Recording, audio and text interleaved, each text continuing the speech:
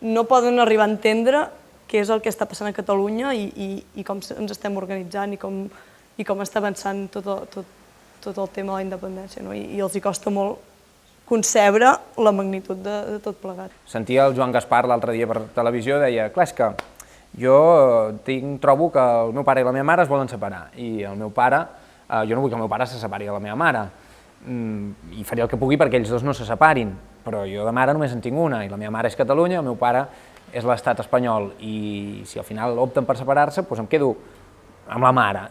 Per mi, Catalunya no és la meva mare, o en tot cas, amb el sentit aquest que tinc que triar, perquè jo ja no soc una menor d'edat, jo soc una persona adulta, a Catalunya, el país és una persona adulta, per tant, el que s'ha d'establir són les noves formes de relació.